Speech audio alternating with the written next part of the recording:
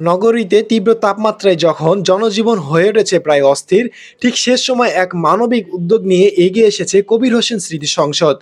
প্রচণ্ড গরম যখন মানুষ এক ফোঁটা পানির জন্য হাঁসফাঁস করছে, তখন সংগঠনের পক্ষ থেকে নগরীর বিভিন্ন গুরুত্বপূর্ণ স্থানে বিনামূল্যে পানি বিতরণ করা হচ্ছে। বিশেষ করে এসএসসি পরীক্ষার্থী এবং রিক্সা চালকদের মাঝে এই পানি বিতরণ কার্যক্রম নজর কেড়েছে সবার মাঝে।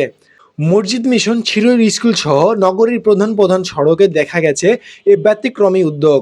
তীব্র গরমে মানুষ যখন ঘেমে একাকার, ঠিক সেই মুহূর্তে এগিয়ে আসে এই সংগঠন। সবার হাতে তুলে দেওয়া হচ্ছে এই সংগঠনের পক্ষ থেকে এক বোতল বিশুদ্ধ পানি। পানি পেয়ে অনেকে তাদের কৃতজ্ঞতা প্রকাশ করেছেন। কেউ বলছেন এই গরমে এক বোতল পানি যেন জীবন ফিরে পাওয়ার মতো। আবার কেউ বলছেন এমন উদ্যোগ সত্যি প্রশংসার দাবিদার। উদ্যোক্তারা জানিয়েছেন এই মানবিক কার্যক্রম শুধু একটি সহানুভূতি প্রকাশ নয়, সমাজের প্রতি দায়িত্ববোধ থেকেই তাদের এই উদ্যোগ।